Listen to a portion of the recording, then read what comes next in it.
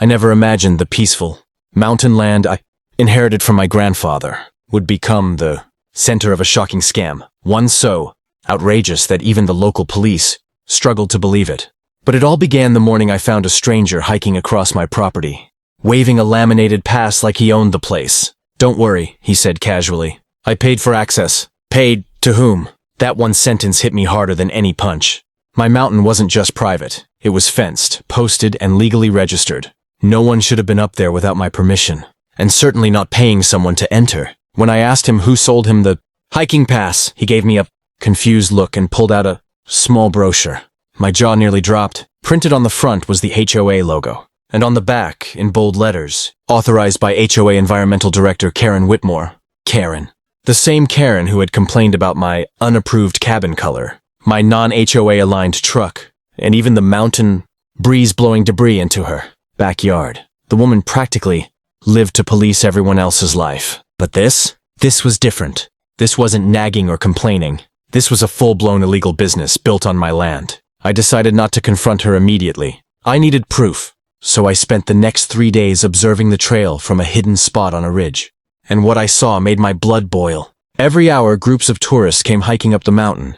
Couples, families, even a guided group wearing matching shirts. Some carried maps printed with Karen's Scenic Trail package. Others had official-looking plastic cards labeled Bronze Pass, Silver Pass, and even a Golden Explorer Pass. She wasn't just selling access. She had tiers, and she was charging real money. On the 4th day, I followed a group back down the trail, keeping my distance. They walked straight into the HOA community park, and right up to a small booth I had never seen before.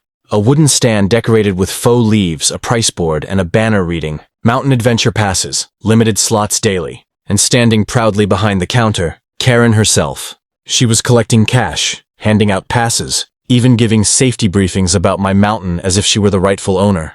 That's when I realized she wasn't hiding this scam. She was running it openly right under the HOA's nose. And she thought I'd never find out. But she was about to learn that messing with my land was the biggest mistake she'd ever made. The moment I saw Karen standing at that booth, smiling, waving, and selling passes to my private mountain, I knew this wasn't something small. This wasn't a misunderstanding or a neighborly dispute. This was a full-scale operation, and she had built it on the foundation of bold lies, fake authority, and my stolen land. But I didn't rush in. I needed evidence airtight enough to crush every excuse she could possibly invent. And with Karen, she never ran out of excuses. I took photos from a distance first. The booth, the banner, the families lining up, and of course, Karen handing out passes like she was running a national park. But pictures weren't enough. So the next morning, I disguised myself in a hoodie, sunglasses, and a cap.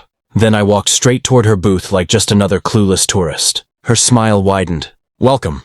Looking for a trail pass? Today we're offering a special family discount." The confidence in her voice almost stunned me. She wasn't just playing along. She believed she was in charge. "What trails can I access?" I asked, lowering my voice. Karen proudly unfolded a map. "All the scenic routes on our community mountain," she emphasized. "We maintain the paths, patrol the area, and ensure visitor safety." That was the moment I had to clench my jaw to keep from exploding. "Our community mountain? My grandfather would have laughed at the absurdity," she continued. "Silver Pass is the most popular, just $50. It includes access to the river overlook and the old Pine Ridge. The river overlook and the old Pine Ridge, both were deep inside my property lines." I pulled out my phone and recorded the whole conversation. Karen's explanations, her prices, her claims of ownership. Every word would be a nail in the coffin of her scam. As I stepped aside to think about it, a man behind me walked forward with his wallet open. "2 silver passes," he said eagerly. Karen's face lit up. "Excellent choice. You'll love the Waterfall Loop." Waterfall Loop? That was a spot even most locals didn't know about. She had printed it on her maps, too. I watched her hand out passes to 3 more groups. Money flowed nonstop into her box. She must have been making hundreds per day, if not thousands on weekends. All from land she didn't own, didn't maintain, and didn't even have permission to step on. By noon, I had enough recording to blow her scam wide open. But before I left, something unexpected happened. A man approached her booth, red-faced and furious. "My wife sprained her ankle on your trail," he snapped, "and we couldn't get cell service to call anyone. What kind of operation are you running?" Karen froze. Her empire was starting to crack. Karen's face tightened as the angry hiker confronted her. For the first time, her confidence cracked, and I could almost see the gears turning in her head. searching desperately for a way to spin the situation. But the man wasn't giving her any space to escape. "You said these trails were maintained," he barked. My wife fell because the path was uneven and covered in loose rocks. Karen raised her chin. "Sir, our HOA does regular trail inspections." I nearly laughed out loud. Trail inspections? She had never even set foot on half the places she put on that map. "And who is responsible for emergency help?" the man demanded. "You charge us for passes but don't even have a hotline?" Karen stiffened. "Nature accidents aren't our responsibility." "Then what am I paying for?" he snapped, throwing the crumpled silver pass onto her counter. Karen's mouth opened, then closed. She clearly had no answer. But the confrontation did something important. It exposed just how fragile her little empire was. She had created a business with zero safety measures, zero permissions, and zero legal rights. And now, angry customers were giving me even more ammunition. The man stormed off, muttering about complaints and refunds. Karen scrambled to reassure the people still in line. "It's an isolated incident," she insisted. "Our trails are safe, very safe." But her voice trembled. I stepped back, blending into the small crowd. The tension shook her booth like an earthquake. But nature wasn't done striking back. That afternoon, clouds rolled in fast, dark, heavy, and ready to burst. The mountain storms were no joke, especially in the upper ridges. I knew them well. Karen didn't. As thunder rumbled, several hikers hurried back down the trail. Soaked, slipping, scrambling for shelter. One woman yelled, "Why didn't you warn us about the weather? We could have been stuck." Karen tried to keep her sign from blowing away. I didn't know. It wasn't supposed to rain today." But the complaints kept coming. People shook out wet brochures, waved ruined maps, and demanded answers. A couple even filmed her booth with their phones. It was chaos. Her scam was unraveling under its own weight. Then the worst happened. A group of teenagers ran down the trail shouting for help. "Someone fell! He's hurt!" Karen went pale. "What? Where?" "At the ridge overlook!" He hit his head. The crowd panicked. Karen spun around uselessly, clearly having no idea what to do. And that was it, the final push I needed. This wasn't just about stolen land anymore. Her scam was putting people in real danger. It was time to shut her down for good. The moment those teenagers yelled that someone was injured, everything snapped into focus. This wasn't about money anymore. This wasn't about property lines, HOA politics, or Karen's obsession with control. Someone was hurt, on my land, because of her illegal scam. And now, every second mattered. I shoved through the crowd and headed straight toward the trail entrance. "Where is he?" I asked the teens. "About halfway to the ridge overlook," one said, panting. "He slipped on the rocks." I knew exactly where they meant. That section was steep, slick, and dangerous even for experienced hikers. Certainly not part of any family-friendly trail package. I sprinted up the mountain, the storm wind slapping my face, the trail turning muddy beneath my boots. When I reached the injured man, he was conscious but dizzy, sitting against a tree with blood trickling down his temple.